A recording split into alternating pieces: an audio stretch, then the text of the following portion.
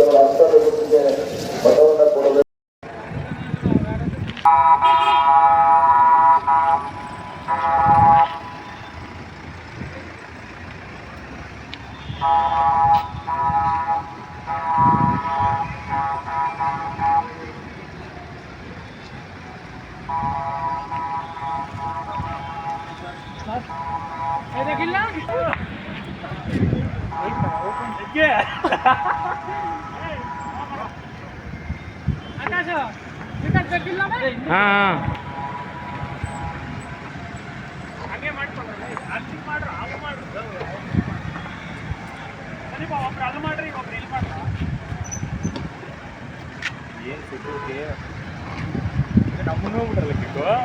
एक सीएम आएगा तो देखो कितना प्रोटेक्शन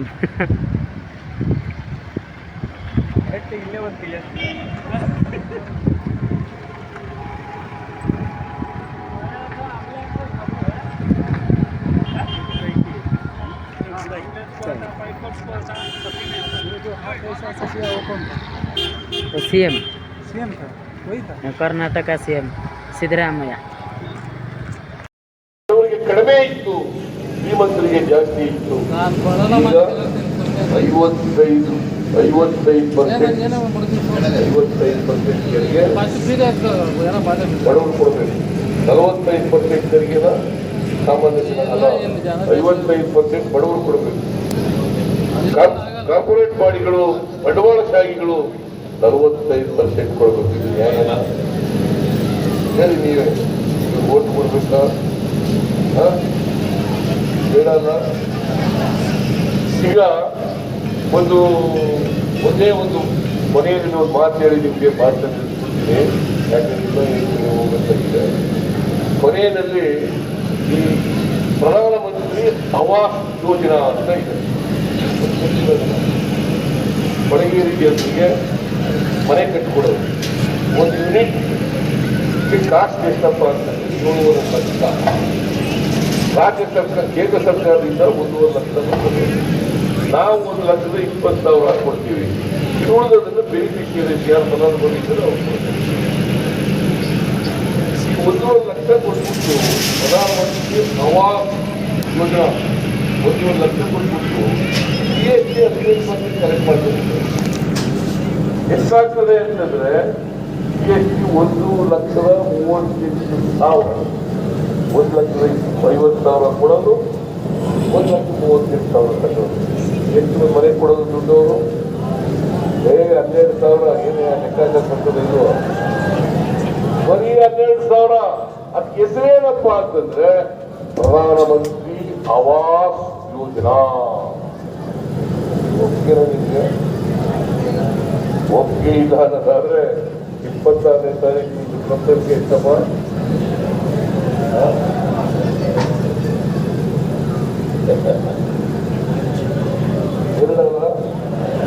ಎರಡು ನಮ್ಮ ಗುರುತು ಯಾವುದು? ಅಷ್ಟ. ಇವ್ರಿಗಿಂತ ಅಭ್ಯರ್ಥಿ ಬೇಕಾ? DK ಸುರೇಶ್ ಗೆಲ್ಲಿಸ್ತೀರಿ ಅಲ್ವಾ?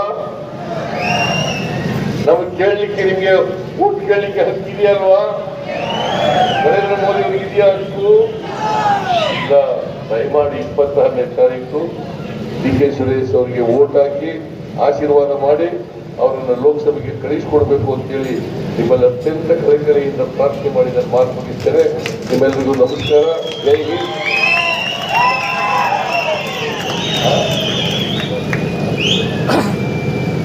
ನೀವೆಲ್ಲ ಇಲ್ಲಿ ಕಾರ್ಮಿಕರು ಜಾಸ್ತಿ ಇದ್ದೀರಿ ಅಂತೇಳಿ 6 ಇಂದಿರಾ ಕ್ಯಾಂಟೀನ್ಗಳನ್ನ ತೆಗೆದಿದ್ದೇವೆ. ಇಂದಿರಾ ಕ್ಯಾಂಟೀನ್ ಮಾಡಿದವರು ಯಾರು? ಇಂದಿರಾ ಕ್ಯಾಂಟೀನ್ ಮಾಡಿದವರು ಯಾರು? ಸರ್ಕಾರ. ಅದನ್ನು ತಗದಾಕೆ ಕೊಟ್ಬಿಟ್ಟಿದ್ರು ಬಿಜೆಪಿಯವರು. ಅದಕ್ಕೆ ಪ್ರಾರಂಭ ಮಾಡಿದ್ದೀವಿ. ಅದರಿಂದ ಇನ್ನೂ ಬೇಕಾದ್ರೆ ಕೊಡೋಣ. ನಿಮಗೆ ಅಗತ್ಯ ಇದ್ರೆ ಶಿವಣ್ಣ ಹೇಳಿದ್ರೆ ಬೇಕಾ?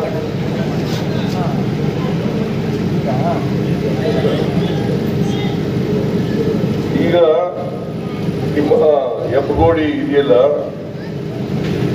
DK ಸುರೇಶ್ ಏನ್ ಹೇಳ್ತಾರೆ, ಶಿವಣ್ಣ ಏನ್ ಹೇಳ್ತಾರೆ, ಅವೆಲ್ಲರೂ ಕೂಡ ಮಾಡ್ಕೊಡ್ತೀವಿ. ಇಲ್ಲಿ ಜನರಿಗೆ ಅಭಿವೃದ್ಧಿ ಪಡಿಸ್ಕೊಡ್ತೀವಿ. ಹೇಳಿ ನಿಮ್ಗೆಲ್ಲ ನಮಸ್ಕಾರ ಮಾಡಿ ನಾನು ಮಾತು ಮುಗಿಸ್ತೇನೆ. ನಿಮ್ಮ ಆಶೀರ್ವಾದ ಇರಲಿ, ಕಾಂಗ್ರೆಸ್ಗೆ ನಿಮ್ಮ ಆಶೀರ್ವಾದ ಇರಲಿ ಅಂತ ಕೇಳ್ಕೊಂಡು ಎಲ್ರಿಗೂ ನಮಸ್ಕಾರ ಮಾಡಿ ನಾನು ಮಾತು ಮುಗಿಸ್ತೇನೆ. ಜೈ ಹಿಂದ್, ಜೈ ಕರ್ನಾಟಕ, ಜೈ ಕಾಂಗ್ರೆಸ್.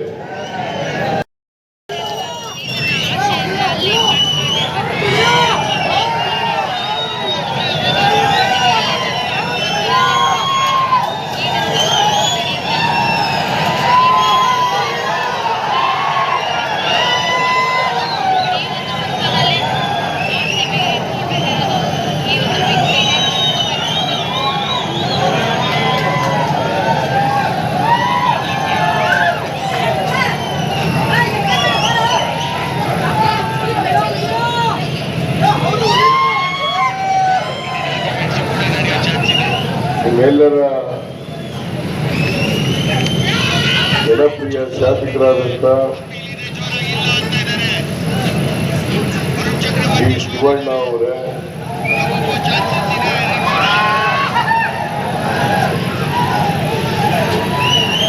ನಮ್ಮ ಪಕ್ಷದ ಅಭ್ಯರ್ಥಿ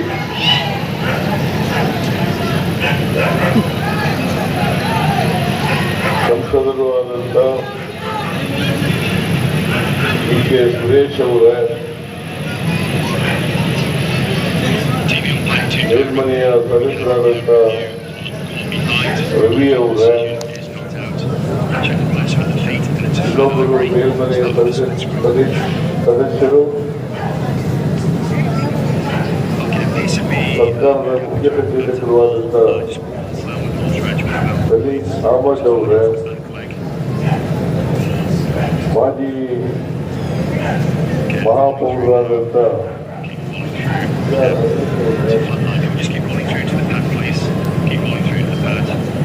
ಬೆಂಗಳೂರು ದಕ್ಷಿಣ ವಿಧಾನಸಭಾ ಕ್ಷೇತ್ರದಲ್ಲಿ ಅಭ್ಯರ್ಥಿಯಾಗಿದ್ದಂಥ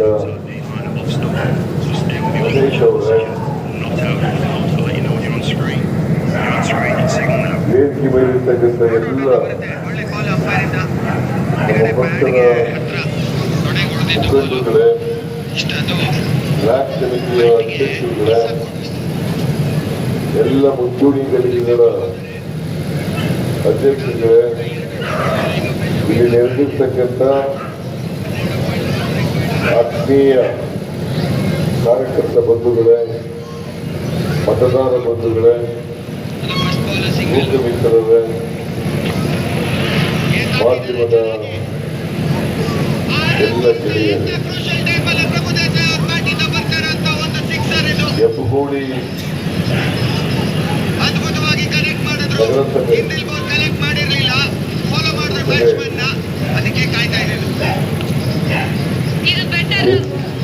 ಈ ಭಾಗದ ಎಲ್ಲ ಮತದಾರರ ಬಂಧುಗಳು ಇಲ್ಲಿ ಸೇರಿದ್ದೀವಿ. ಈ ಚುನಾವಣೆ ಬಹಳ ಮಹತ್ತರವಾದಂಥ ಚುನಾವಣೆ.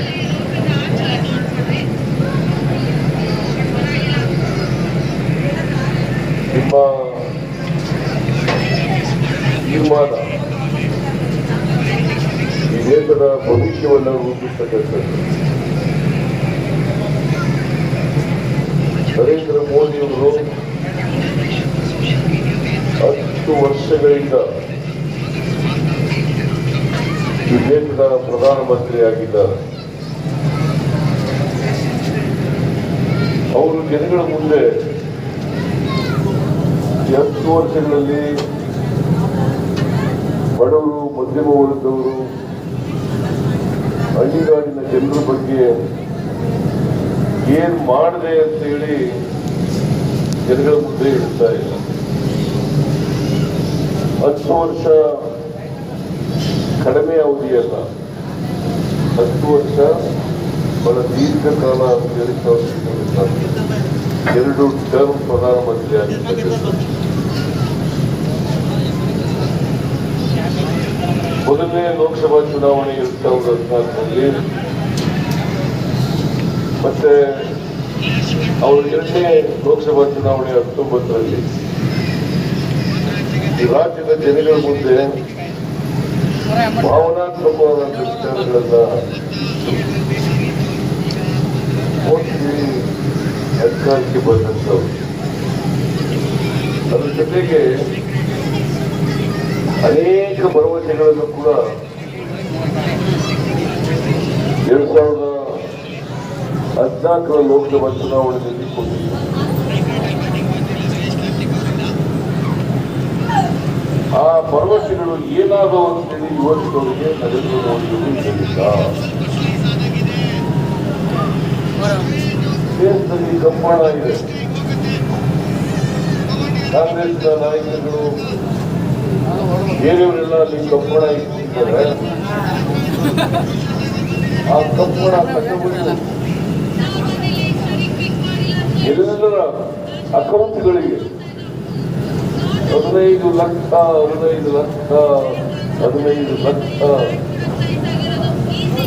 ಜಮಾ ಮಾಡ್ತೀನಿ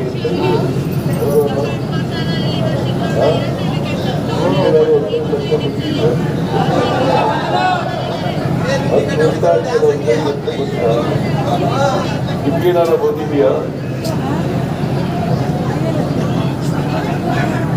ಯಾಕೆ ಸುಳ್ಳು ಹೇಳಿದ್ರಿ ನರೇಂದ್ರ ಮೋದಿ ಅವರೇ? ನಿಮಗೆ ಅದು ಏನು 3 ದಿನಗಳ ಕೊಡ್ತೀನಿ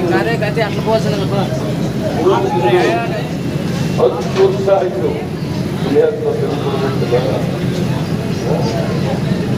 ಏನು ಪಾಪ ಎಲ್ಲ 15 ಲಕ್ಷ ಬರ್ತದೆ ಅಂತ ಹೇಳಿ ಅಕೌಂಟ್ ಮಾಡ್ತಿದ್ದೆ ಮಾಡ್ತಿದ್ದು ಜನ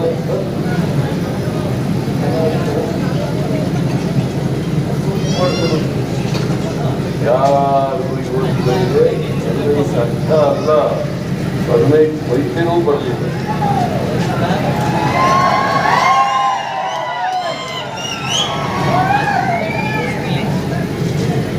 ಇದು ಮೊದಲನೇ ಸುಳ್ಳು. ಎರಡನೇ ಸುಳ್ಳು ಹೇಳೋದೇನು ಅಂತಂದ್ರೆ, ಈ ದೇಶದಲ್ಲಿ ನಿರುದ್ಯೋಗ ಇದೆ, ನಿರುದ್ಯೋಗಕ್ಕೆ ಹೆಚ್ಚು ಒತ್ತು ಕೊಡ್ತೀವಿ ನಾವು, ಅದರ ನಿವಾರಣೆಗೆ ಹೆಚ್ಚು ಒತ್ತು ಕೊಡ್ತೀವಿ. ಅದಕ್ಕೋಸ್ಕರ ಪ್ರತಿ ವರ್ಷ 2 ಕೋಟಿ ಉದ್ಯೋಗಗಳನ್ನು ಸೃಷ್ಟಿ ಮಾಡ್ತೇನೆ, ನಿರುದ್ಯೋಗದ ಸಮಸ್ಯೆಯನ್ನು ಬಗೆಹರಿಸ್ತೇನೆ. ಹೋದ ಈ ಎಫ್ಕೋಡಿನಲ್ಲಿ ಬಹಳ ಜನ ಸಾಧಿಸಿದ್ದಾರೆ. 2 ಕೋಟಿ ವರ್ಷಕ್ಕೆ 10 ವರ್ಷದಲ್ಲಿ ಎಷ್ಟು ಕೋಟಿ ಉದ್ಯೋಗ ಸೃಷ್ಟಿ ಮಾಡಬೇಕಾಗಿದ್ದವರು 20 ಕೋಟಿ 10 ವರ್ಷಗಳಲ್ಲಿ 20 ಲಕ್ಷ ಹುದ್ದೆಗಳನ್ನು ಕೂಡ ಸೃಷ್ಟಿ ಮಾಡಲಿಲ್ಲ. ಪಾಪ ನಿರುದ್ಯೋಗಿ ಯುವಕರಿಗೆ ಕೆಲಸ ಕೊಡಿ ಅಂತ ಕೇಳಿದ್ರೆ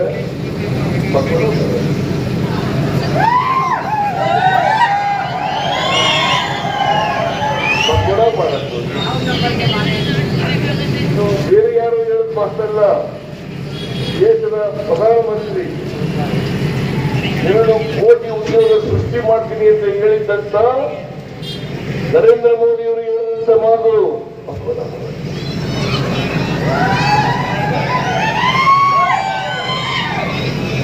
ಇದು ಅತ್ಯಂತ ಬೇಜವಾಬ್ದಾರಿ ಉತ್ತರ ಅಲ್ವಾ? ಬೇಜವಾಬ್ದಾರಿ ಉತ್ತರ ಅಲ್ಲ. ಮತ್ತೆ ಯುವಕರು ನರೇಂದ್ರ ಮೋದಿ ಅವರಿಗೆ ಮತ್ತೆ ಓಟ್ ಕೊಡ್ಬೇಕು. ನರೇಂದ್ರ ಮೋದಿ ಅವರು ಮಾತು ಕೇಳ್ಕೊಂಡು ಬಹಳ ಜನ ಯುವಕರು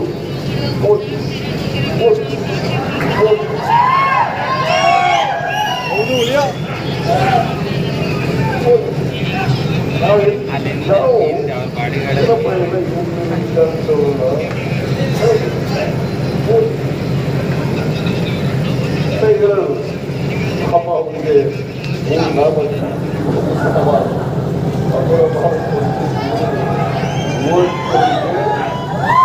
ಉದ್ಯೋಗ ಕೊಡ್ಲಿಲ್ಲ. ನೀವು ಯೋಚನೆ ಮಾಡಿ. ನಾನು ಇದೆಲ್ಲ ಚುನಾವಣೆ ಪ್ರಚಾರಕ್ಕೋಸ್ಕರ ಹೇಳ್ತಕ್ಕಂಥ ಮಾತುಗಳನ್ನು ನರೇಂದ್ರ ಮೋದಿ ಅವರು ಹೇಳಿದ್ರು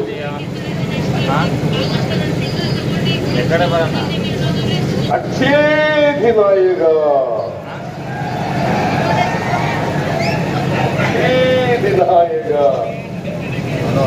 ಒಳ್ಳೆ ದಿನ ಬರ್ತವೆ ಎಲ್ಲ ಅಗತ್ಯ ವಸ್ತುಗಳ ಬೆಲೆಗಳೆಲ್ಲ ಇರ್ತವೆ ಕಡಿಮೆ ಮಾಡ್ತಿದ್ದಾರೆ ಬಡವರು ಕಾರ್ಮಿಕರು ಎಲ್ಲರೂ ಕೂಡ ಮೇಲೆ ಕಷ್ಟಪಡಬೇಕಾಗಿಲ್ಲ ಅಗತ್ಯ ವಸ್ತುಗಳ ಬೆಲೆಗಳೆಲ್ಲ ಕಡಿಮೆ ಆಗುತ್ತದೆ ಪೆಟ್ರೋಲ್ ಬೆಲೆ ಕಡಿಮೆ ಆಗ್ಬಿಡ್ತದೆ ಡೀಸೆಲ್ ಬೆಲೆ ಕಡಿಮೆ ಆಗ್ಬಿಡ್ತದೆ ಗ್ಯಾಸ್ ಬೆಲೆ ಕಡಿಮೆ ಆಗ್ಬಿಡ್ತದೆ ಅಡಿಗೆ ಎಣ್ಣೆ ಬೆಲೆ ಕಡಿಮೆ ಆಗ್ಬಿಡ್ತದೆ ಗೊಬ್ಬರದ ಬೆಲೆ ಕಡಿಮೆ ಆಗ್ಬಿಡ್ತದೆ ಆಯ್ತಾ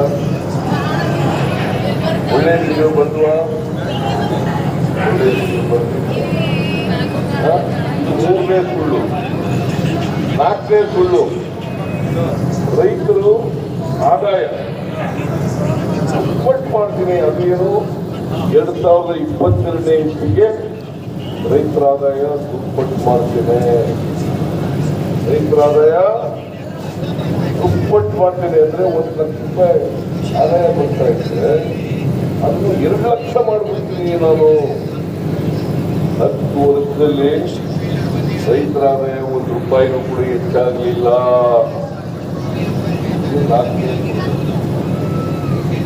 ಐದನೇ ಸುಳ್ಳು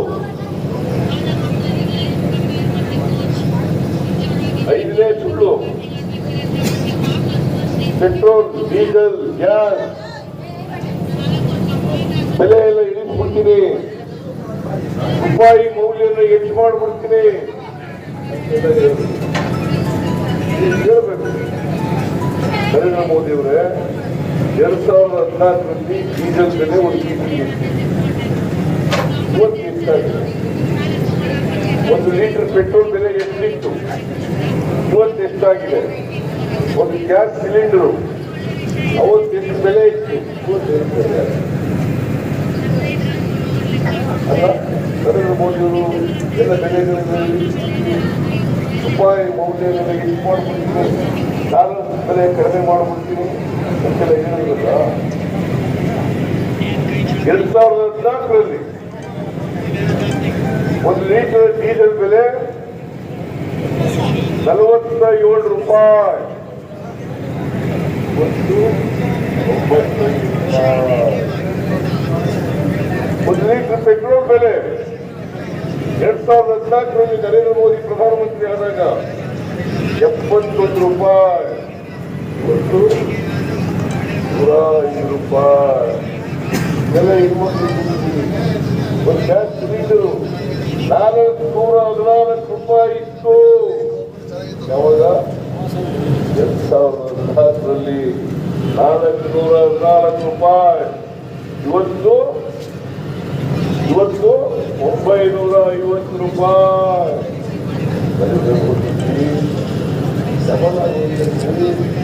ಚೆನ್ನಾಗಿದ್ದಾರಲ್ಲ ಜಾಸ್ತಿ ಆಗೋಯ್ತಂದ್ರೆ ಕೋಪ ಬರಲ್ವಾ ಪಂಚಾಯತ್ ಚೆನ್ನಾಗಿದೆ ಇವೆಲ್ಲ ಜಾಸ್ತಿ ಕಟ್ಟಿದ್ರೆ ಅಲ್ವಾ ಕೋಪ ಬರ್ತಿಲ್ಲ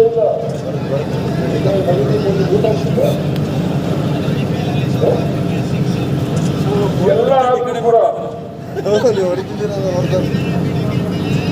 ನರೇಂದ್ರ ಮೋದಿ ಅವರು ದೇಶ ಪ್ರಗತಿ ಆಗುತ್ತಿದೆ ಬಂದಿದ್ದಿಲ್ಲ ದೇಶ ಅಭಿವೃದ್ಧಿ ಕ್ಷೇತ್ರ ಆಗ್ಬಿಟ್ಟಿದೆ ನಿನ್ನೆ ನಾನು ದೇವೇಗೌಡರು ಭಾಷಣ ಇಲ್ಲಿ ಚಿಕ್ಕಬಳ್ಳಾಪುರದಲ್ಲಿ ಭಾಷಣ ಕೇಳಿದೆ ದೇವೇಗೌಡರು ನಾವು ಖಾಲಿ ಕ್ಷೇತ್ರದ ಅಡ್ವರ್ಟೈಸ್ಮೆಂಟ್ ನರೇಂದ್ರ ಮೋದಿ ಅವರು ಅಡ್ವರ್ಟೈಸ್ಮೆಂಟ್ ಮಾಡಿದ್ರು ಅದೇನು ದೇವೇಗೌಡರು ಏನು ಗೊತ್ತಾ ಅವ್ರ ಭಾಷಣ ದೇವೇಗೌಡರು ಭಾಷಣ ಮನಮೋಹನ್ ಸಿಂಗ್ ಅವರು ಖಾಲಿ ಕ್ಷೇತ್ರ ಕೊಟ್ಟಿದ್ರು ನರೇಂದ್ರ ಮೋದಿ ಅವರು ಆ ಖಾಲಿ ಕ್ಷೇತ್ರನೆಲ್ಲ ಬದಲಾವಣೆ ಮಾಡಿ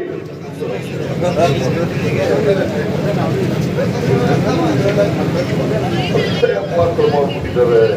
ಅದರಲ್ಲಿ ಈ ದೇಶದಲ್ಲಿ ಏನು ಸಮಸ್ಯೆನೇ ಇಲ್ಲ. ಬಡವರು ಇಲ್ಲ, ಕಾರ್ಮಿಕರು ಇಲ್ಲ, ರೈತರು ಇಲ್ಲ, ಮಹಿಳೆಯರು ಇಲ್ಲ, ಅವ್ರೇನು ಸಮಸ್ಯೆಗಳಿಲ್ಲ. ಎಲ್ಲ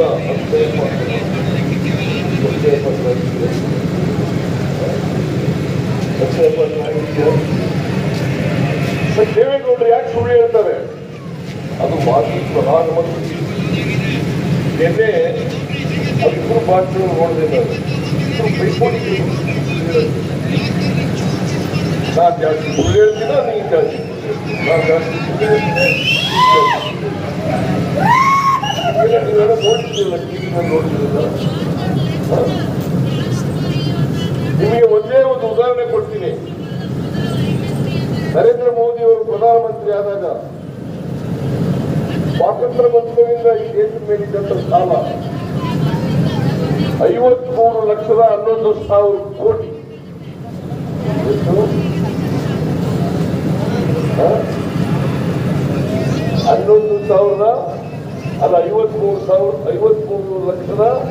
53,11,000 ಕೋಟಿ. ಗೊತ್ತಿಲ್ಲ, ನನಗೆ 177 ಲಕ್ಷ ಕೋಟಿ. 177 ಲಕ್ಷ ಕೋಟಿ. ಸ್ವಾತಂತ್ರ್ಯ ಬಂಧದಿಂದ 2014 ಈ ದೇಶದ ಮೇಲಿದ್ದಂತ ಸಾಲ 53,11,000 ಕೋಟಿ. ನರೇಂದ್ರ ಮೋದಿ ಬಂದ ಮೇಲೆ 177 ಲಕ್ಷ ಕೋಟಿ ಅಂದ್ರೆ 124 ಲಕ್ಷ ಕೋಟಿ ಅನುಮೋದನೆ ಮಾಡಿದ್ದಾರೆ.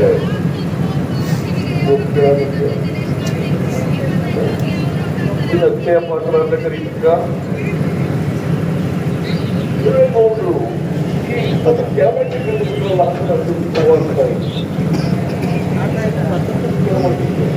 ರಾಷ್ಟ್ರ ಏನು ದೇಶದಲ್ಲಿ ಎಲ್ಲ ಸುಭಿಕ್ಷವಾಗಿದೆ, ಏನು ತೊಂದರೆನೇ ಇಲ್ಲ. ಯಾರ್ದು ತೊಂದರೆ ಇಲ್ವಾ?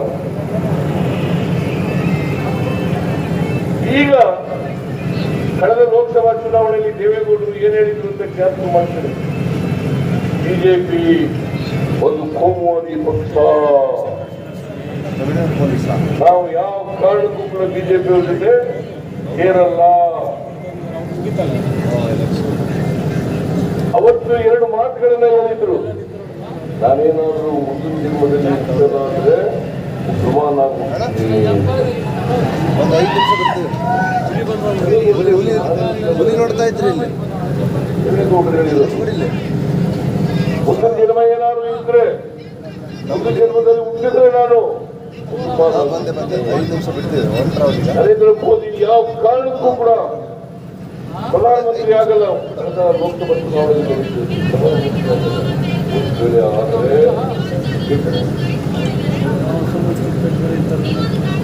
ಯಾರು ಹೇಳಿದ್ರು? ದೇವೇಗೌಡ ಮಾಜಿ ಪ್ರಧಾನಮಂತ್ರಿ. ಬಾಯ್ ಬಾಯ್ ಬಾಯ್ ಬಾಯ್ ಬಾಯ್ ಬಾಯ್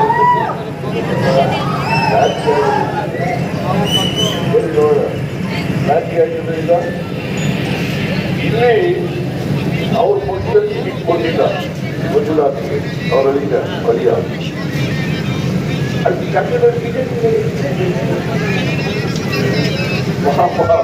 ಅವರು ಡಾಕ್ಟರ್ ಕೆಲಸ ಮಾಡ್ತಿದ್ರು.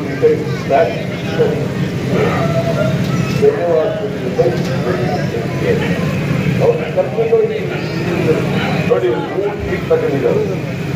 ಯಾರು JDS ಅವರು 3 ಸೀಟ್ ತಗೊಂಡಿದ್ದಾರೆ. ಮಂಜುನಾಥ್ ಒಬ್ಬ ಅಳಿಯ, ಒಬ್ಬ ಮಗ, ಒಬ್ಬ ಮೊಮ್ಮಗ. ಏನಾದ್ರು ಕೋಲಾರ ರಿಸರ್ವ್ ಕಾರ್ಯಕ್ರಮಕ್ಕೆ ಆಗಿದ್ರೆ ಇನ್ನೂ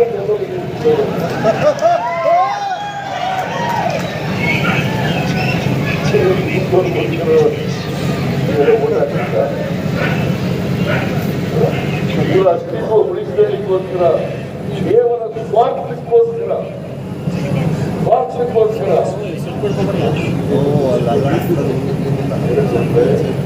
ನೀವು ಅದಕ್ಕೆ ನಾನು ಹೇಳಿದೆ, ಆ ಎಷ್ಟಂತ